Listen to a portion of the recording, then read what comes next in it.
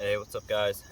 Today we're working on a 2016 Volkswagen Jetta Sport, and we're doing rear pads and rear rotors. I'm going to kind of walk you through what you need, what the process is, and how to do this repair. This one's a little bit different than a lot of other vehicles. You do need a few specialty tools that are not very common unless you own a Volkswagen and you already know that it takes a few specialty tools. Their bolts and nuts are a little bit different. So the first thing we're going to need is we're going to need a 13mm wrench for the caliper bolts. We're going to need a 14mm 12-point spline drive like that. Okay, and then for that we're going to need this specific one that I use. Takes a 16mm. These are for the caliper bracket bolts. You're going to need the calipers on these twist in. They're not the normal push-in calipers that you can use a C-clamp on. These actually take the spin-in tool like this. Specialty tool you can rent from any parts store. You can buy it online. I got this one on Amazon, but I'm not fancy like a lot of YouTubers and post a link and all that good stuff, but you can find it online. This is a right-hand turn, so you're going to need one of those. The lug nuts are a 17mm. So first things first is Volkswagen's got these fancy little caps on here that make it look like they take us Torx, but they don't. You pop them off, and behind there, lo and behold, you have a 17mm lug bolt. So you just pull those out, get them out of the way. Actually, I'm gonna go ahead and see if I can get these loose. Yep. Yep. Yep. Yep. Yep. Those aren't very tight at all. Alright.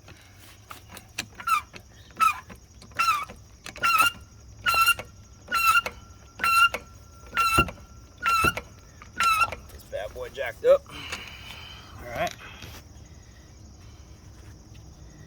We are up in the air, so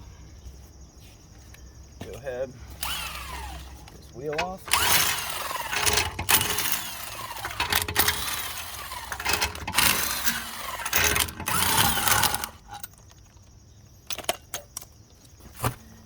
Out of the way. One more thing I forgot. You're going to need is a Torx, a T30 for this little bolt right here that goes into the rotor. I'll go ahead and actually get that out of the way. Oop, we don't want to tighten it.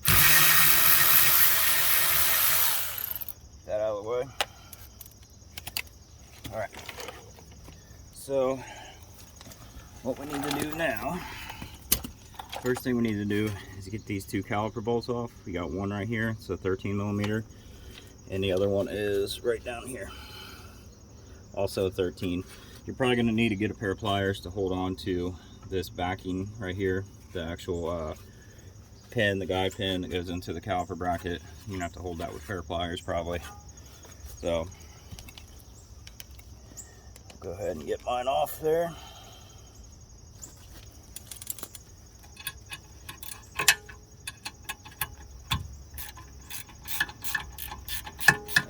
Pretty loose. I was able to get it without just hold my thumb on it. Got one.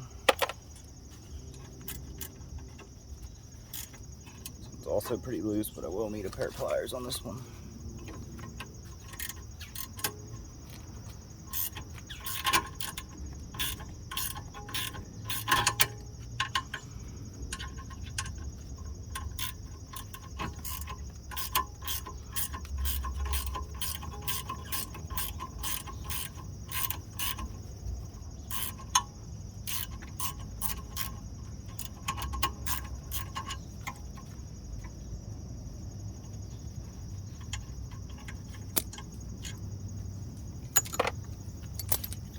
Alright, so we got those two out. The caliper is just going to slide off of there. Screwdriver in there. Probably in there a little snug. This one is.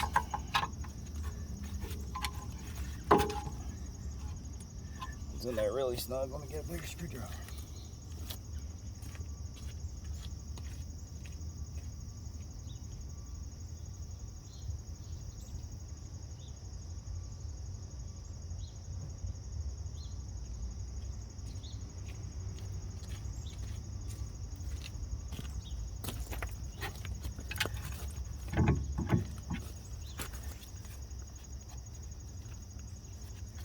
You always want to make sure the e-brake's not on, which it's not. I already checked on this. This caliper's just in there pretty good.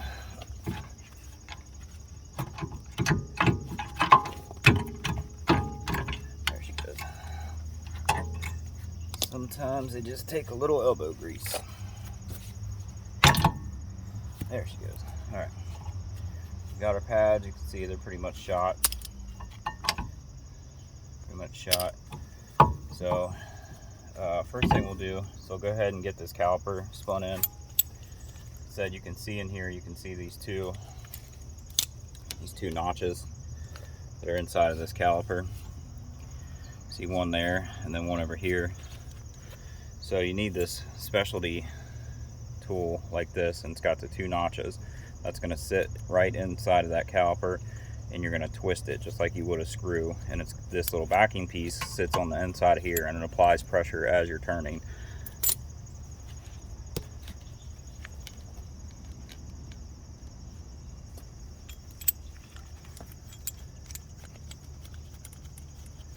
This reset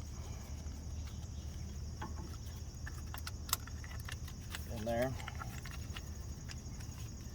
A lot of these come with different attachments. Kind of spin it around so you can see how this one fits in there perfectly. It fits in those little notches. I got this tightened all the way out, so it's got a little bit of pressure pushing in, and then we're just going to turn it like this. Sometimes these are a little tough to turn depending on how old the vehicle is. A lot of times they can kind of get jammed. You got to make sure you keep the pressure applied. So if you got to keep spinning this out to keep a pretty decent amount of pressure on that, then that's what you need to do. As you can see, it's just going to keep turning. It's going to go in just like a bolt.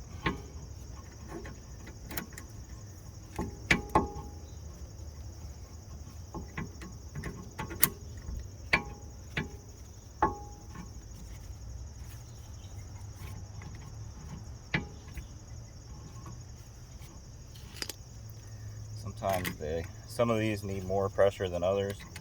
So this one I'm going to put a little bit more pressure on. There she goes. Sometimes these calipers don't even need pressure on them. You can just spin them and they'll go right in. But a lot of them, you got to keep putting pressure on like this.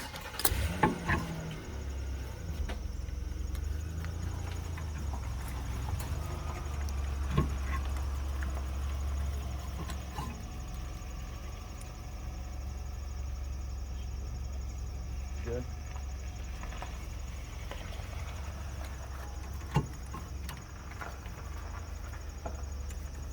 Okay.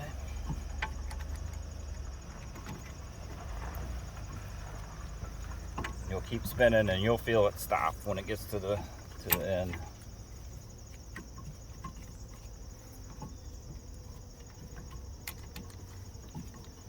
Which it's almost there.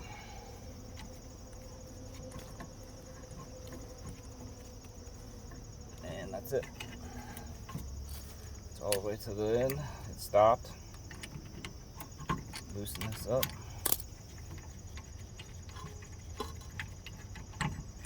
That out of there. Alright. Our next step, move that out of the way. Next step is going to be to get this bracket off here. These are a little tricky on these because they kind of got them hidden. So you're going to see we got one. It's right here. And it's going to take this 12 point. 14mm 12 point, just like that. And then you need to get your wrench on there. I'll show you where the other one's at. You're probably not going to be able to see it, but it's hidden. It's like it's hidden right back behind this little lower control arm here, or trailing arm. It's right here. You can see where the bolt is for this. It goes like right here, and the bolt runs. You can see it. You can feel it back here. You can't really see it. I probably won't be able to get you a good angle, but it's back here. You can feel it with your hand. So we got this 12 point. It's in there. I'm gonna go ahead and take my 16mm wrench, and this is just the way I do it. Do it however you want, but Probably use a socket if you can get a socket on there. It's not a really good angle, but I just get my wrench on there like that, and I'm gonna come back with a hammer and I'm gonna hit it to loosen it up, because these are usually on there pretty tight. So I'm gonna set you down while I do that.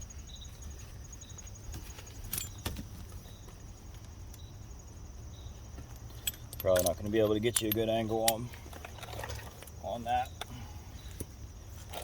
Actually, I might come back around to this side.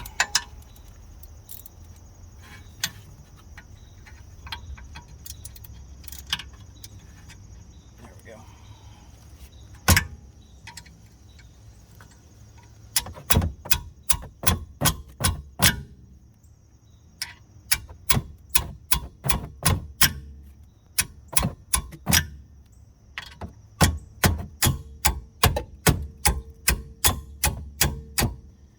Non-flex wrench would be ideal, but I don't have one of them with me. There we go. Just gonna keep hitting it till it comes loose.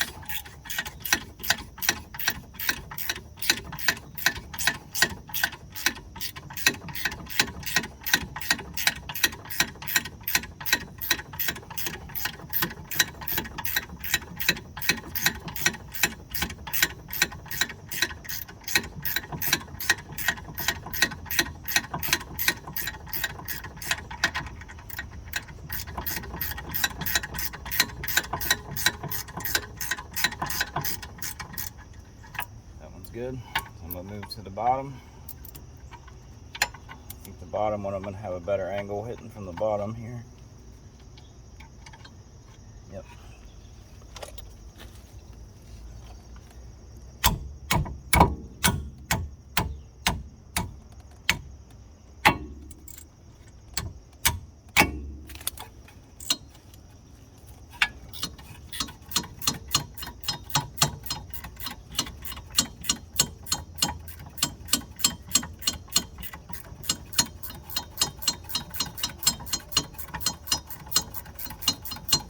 So these are pretty simple. They're like, generally they're like most other vehicles. They do require some specialty tools, which just is what it is. They don't use the same stuff over there in Europe as we do. And there we go. Got those all loose. There's our caliper bracket.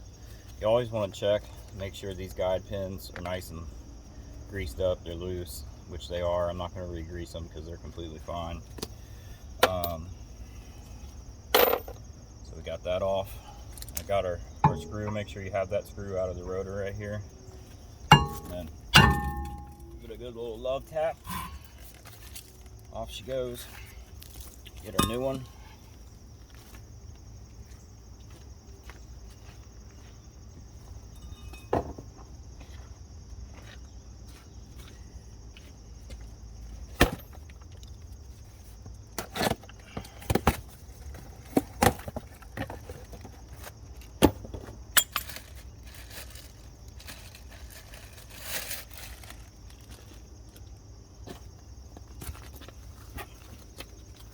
Make sure our little bolt, our little T30 that we took out of there, you gotta line it back up.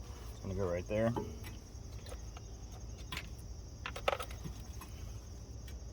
If you're feeling nice and you want to help the next guy out, this is my ceramic brake grease, the Permatex that I use. A lot of times I'll just take a little bit and dab on these screws because these screws get stuck in there, but it's very common to have to drill these out. So I like to put a little grease on them, just so the next time these rotors have to come off, hopefully they won't be seized up in there.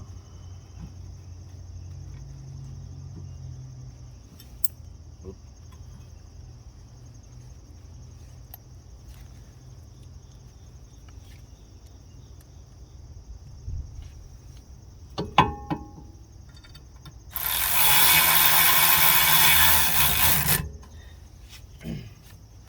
That's it, those are on. Now we need to get our caliper bracket back in. Pretty much the same as we did before, just reverse.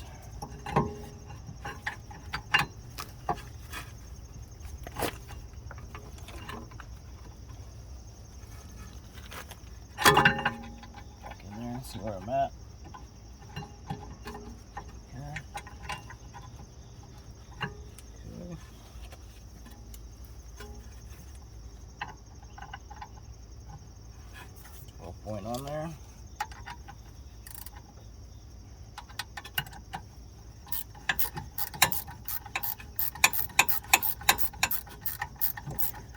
Twelve point sockets or splines are not cheap. Just to give you a heads up, depending on where you get them from. A good set like this, which is the impact set, which can take a lot more force than most.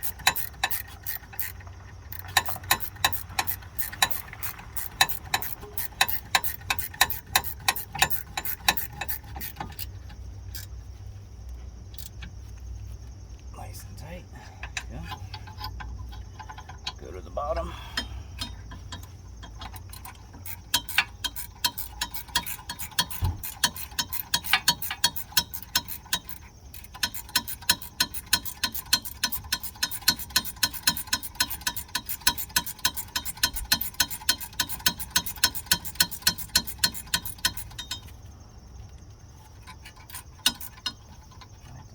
This one's wanting to go in.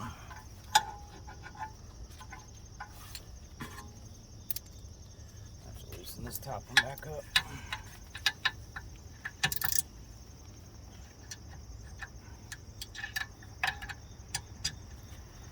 Thought I had that bottom one started.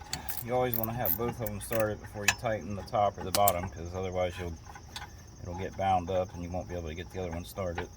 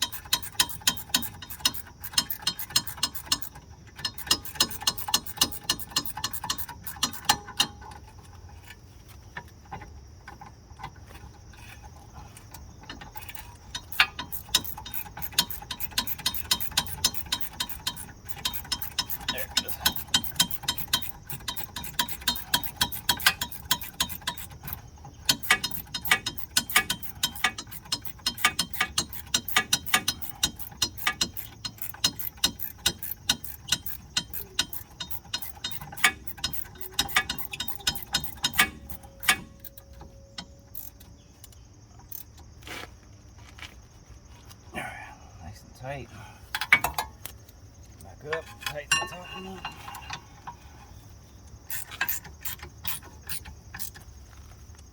Nice and tight. Okay. Alright. Get that out of the way. Go ahead and get our pads in. These pads seem to fit kind of tight. On the other side, the customer supplied their own pads, so I don't know where they got these, but they seem to fit a little snug in there. There we go. Alright, I got the pads in. I'll go ahead and take my Permatex brake grease. This is what I always use, and I'm going to coat it. You only need to coat it wherever the caliper touches the pad, which is usually right here where those two arms are, and here on the back side.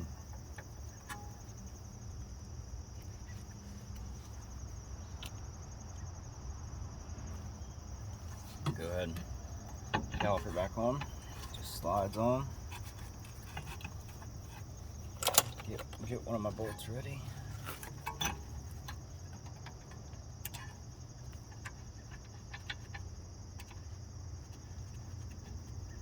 Get it started. On. These have these springs on them, so you're going to have to push them into place to get them started.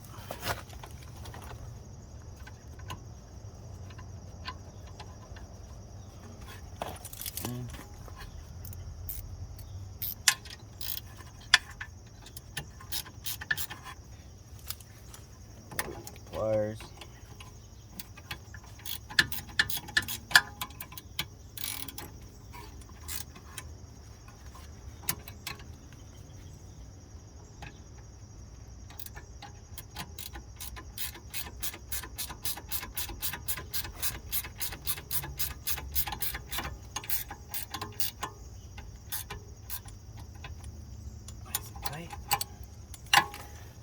hold the bottom with the pliers in.